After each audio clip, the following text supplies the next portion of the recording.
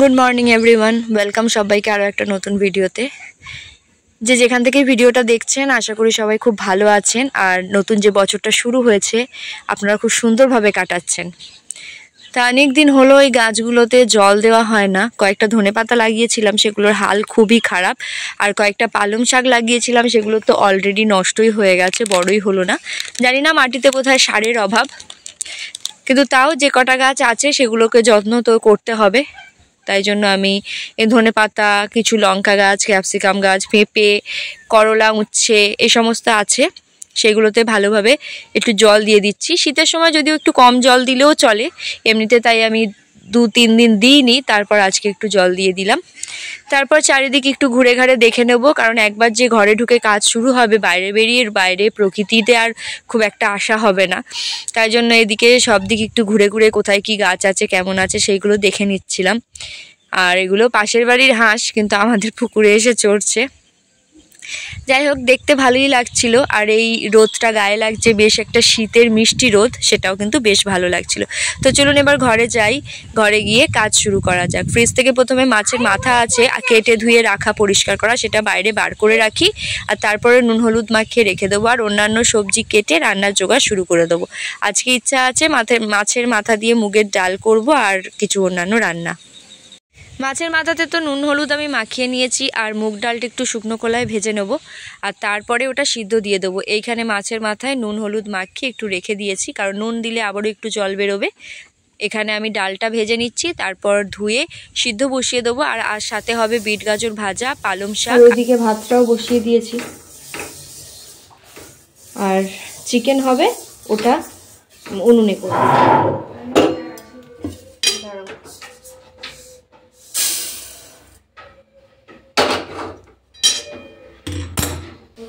পালং শাক করবো, পালং শাকটা একটুখানি জল ঝরিয়ে নেবো, এই জন্য একটু জল দিয়ে পালং শাকটা এখানে একটু ভাজিয়ে নিই।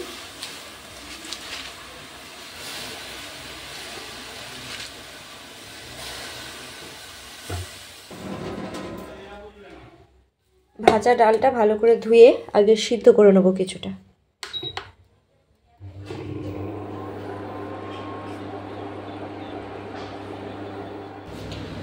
কড়া সুন্দরভাবে গরম করে নিয়ে অল্প করে সর্ষের তেল দিয়ে মাছের মাথাগুলোকে ভেজে তুলে রাখবো।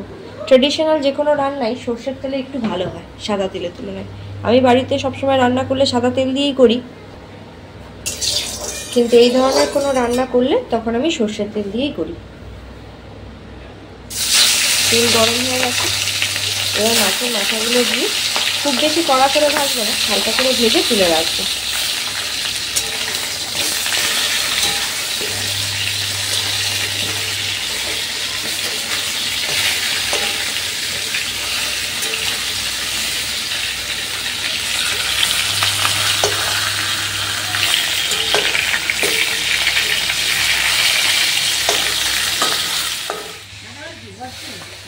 মা এখানে বিট গাজর ভাজাটা বসিয়ে দিয়েছে, দেয়নি, দেবে, উনুন ধরানো হচ্ছে সবে।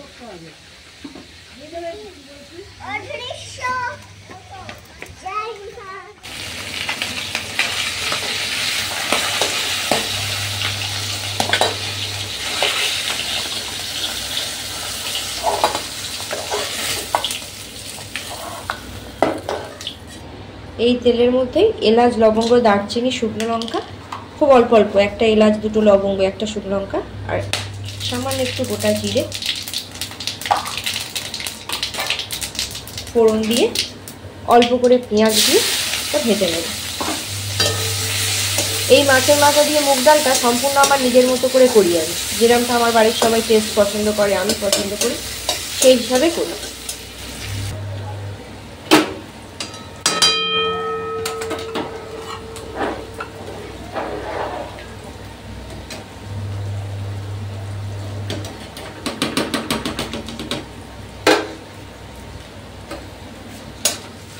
পেঁয়াজ লাল হয়ে গেল, ওতে একটু টমেটো, আর টমেটোটা একটু ভেজে নিই, তারপরে দেবো জিরে গুঁড়ো, ধনে গুঁড়ো, লঙ্কা গুঁড়ো, হলুদ গুঁড়ো।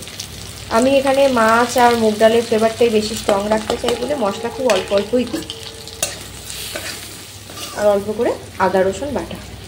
আদা আর রসুনের মাপ আমি বলতে পারবো না, কারণ আদা রসুন আমি একসাথে আন্দাজে একটা পেস্ট করে রাখি, সেটাই আমি ব্যবহার করি। এবার মশলা কষানোর পালা। মশলাটা ভালো করে কষিয়ে নিই। মশলাটা ভালোভাবে কষিয়ে নিয়ে শেষের দিকে একটুখানি কিশমিশ দেবো।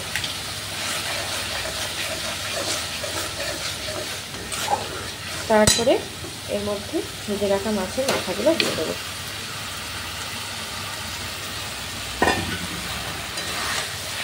তারপর মাছটা দিয়ে আবার ভালো করে কষাবো।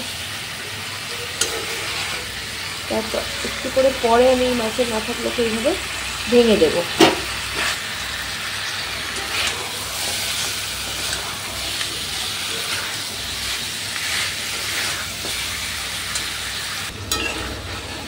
মাছ কষিয়ে যখন এরকম তেল উঠে আসবে, এর মধ্যে এবার ডালটা দিয়ে দেবো। ডাল কিন্তু আবার সম্পূর্ণ সেদ্ধ করি না, ঝরঝরে রেখেছি, বাকি সিদ্ধটাই এর মধ্যে হয়ে যাবে। একটু যাতে কষাতে পারি মাছের সাথে ডাল, সেই জন্য আমি সম্পূর্ণ সিদ্ধ করি না।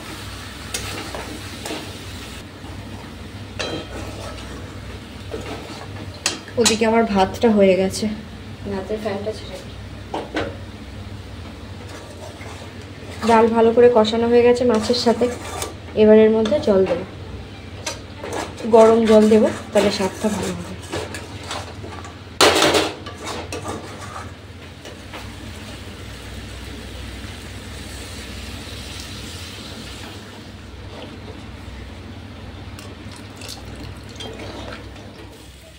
মা রান্না করলে ও কি করবে? ওখানে মুখে হাত দিয়ে আঙুল চুষবে, আর কি করবে?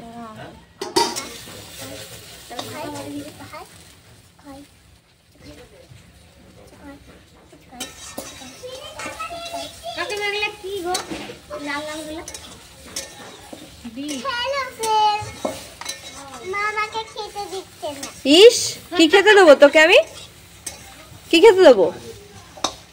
ললিপপ আর চিপস? ললিপপ আর চিপস। সব শেষে দেব নুন। নুনটা শেষে দিলে আমি মাপটা বুঝতে পারি কতটা কোয়ান্টিটি হলো, সেই বুঝে নুনটা।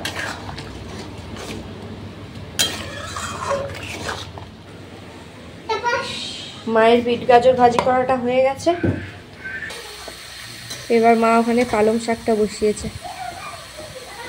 ও, পালং শাকে একটু বড়ি না দিলে পালং শাকটা জমবে? হ্যাঁ সেটাই, একটু বড়ি একটু বেগুন দিতে। একটু বড়ি ছাড়া আমার পালং শাক একদম ভালো লাগে না।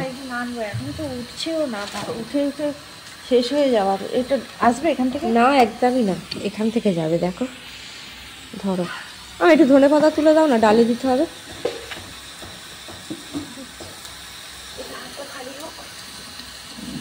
জানলা দিয়ে উঁকি মেরে মেরে ভিডিও করতে হচ্ছে। বাইরে বেরোলেই সবাই চিল্লাবে, ভিডিও হচ্ছে, ভিডিও হচ্ছে, ভিডিও হচ্ছে। যেন জানলা দিয়ে লুকিয়ে লুকিয়ে ভিডিও করছি। দেখুন, উপর থেকে ধনেপাতা আর গরম মশলা দিয়ে দিয়েছি। এবার গ্যাসের ফ্লেমটা অফ করে দেবো। এই আমার মাছের মাথা দিয়ে মুগ ডালের ফাইনাল লুক।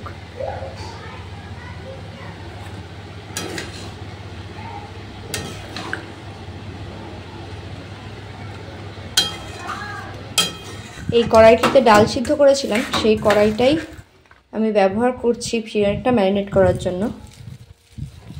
আর ধুইনি, কারণ এটা এমন কিছু নোংরা না, শুধু ডালটা সিদ্ধ করে নামিয়ে নিয়েছিলাম, তার একটু হলুদের ছাপ রয়েছে। এর মধ্যে দিয়ে দিলাম পেঁয়াজ কুচি, একটু সর্ষের তেল দেবো। অন্য তেল দিয়ে রান্না করব, অল্প করে সর্ষের তেল দিলাম। হলুদ,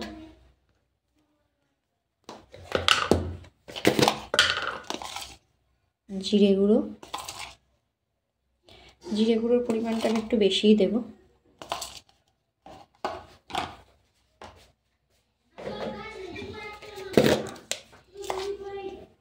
ধনে গুঁড়ো, ধনে গুঁড়োটা জিরে গুঁড়োর তুলনায় একটু কম।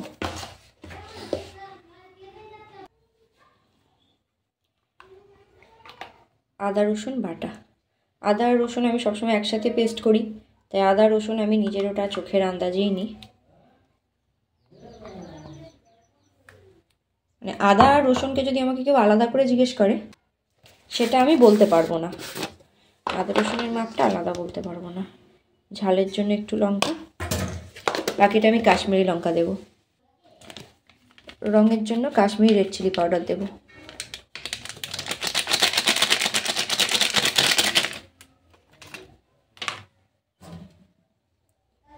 এবারে সব কিছু ভালো করে মাখাই। আর একটা উপকরণ মাখানোর সময় দেওয়ার তো সেটা ভুলেই গেছিলাম, সেটা হলো ভিনিগার। ভিনিগার আর সাদা সিরকা যেটাই বলবো। হ্যাঁ বলো, আসছি। দিয়ে ভালো করে মিশিয়ে রাখি। এটা যতক্ষণ রান্না না শুরু করছি থাক, খুব বেশি যে ম্যারিনেট করব তেমনটা নয়, একটু রাখা থাকবে।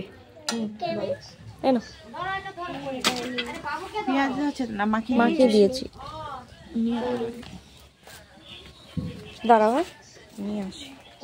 গ্যাসে আমি ভাত আর মাছের মাথা দিয়ে মুগ ডালটা করলাম, আর বাইরে কাঠের উনুনে মা বিট গাজর ভাজা পালং শাকটা করলো। আর এখন চিকেনটাও কাঠের উনুনে বেশ মজিয়ে রান্না হবে, তাই সব মাখিয়ে নিয়েছি, নিয়ে এটা মায়ের কাছে দিয়ে আসছি।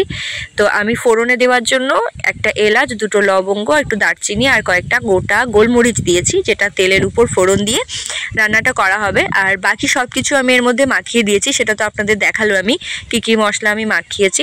আর কাঠের উনুনে রান্না করলে না স্বাদটাও একটু বেশ অন্যরকম হয়, যেহেতু জল দিতে লাগবে না, বেশ অনেকটা সময় নিয়ে ধীরে সুস্থে রান্না করা যাবে। কারণ গ্যাসে করলে কি হয়, তাড়াতাড়ি করে করব, একটু সিদ্ধ করে নিয়ে করব, এইভাবে একটা তাড়া থাকে। সেই জন্য ঢাকা দিয়ে কাঠের উনুনে অনেকক্ষণ সময় নিয়ে ধীরে সুস্থে রান্না করলে তার স্বাদটাও ভালো হয়। আর কিছু আলু আমি আগে ভেজে রেখেছিলাম লাল করে, বড় বড় করে কেটে, যেমনটা মাংসে দেওয়া হয়, সেটাও এর মধ্যে দিয়ে দেব। দিয়ে ধীরে ধীরে কষিয়ে কষিয়ে এখানে রান্না হবে। আলাদা করে একটুও জল অ্যাড করব না, সম্পূর্ণ মাংস থেকে যে জলটা বেরোবে তাতেই কিন্তু রান্নাটা হয়ে যাবে। আর এখান থেকে পালং শাকটা হয়ে গেছে, সেটাও আমি তুলে নিয়ে চলে যাচ্ছি। আমি টেবিলে বাকি যে হয়ে গেছে সেগুলো সব গুছিয়ে দিয়ে জল গরমে দেবো, দিয়ে মেয়েকে স্নান করিয়ে দেবো, দিয়ে আমরাও একে একে স্নান করব। আর এখানে আপনাদের একবার দেখিয়ে দিই, কারণ আমি এবার ভিডিওটা বন্ধ করে দেবো। এই দেখুন এতটা জল বেরিয়েছে। এখন একটু বেশি জোরে জাল দিয়ে জলটা শুকনো করে নিয়ে ভালো করে কষিয়ে নেবো, কারণ একদমই ঝোল থাকবে না, কষা কষা করা হবে সেই জন্য। তো চলুন আজকের মতো ভিডিওটা এখানেই এন্ড করে দিচ্ছি। আর বেশি বড় বলবো না, বাট আমার কিছু করার আজকে আর ইচ্ছা নেই, তাই জন্য এবার স্নান টান করে নিই।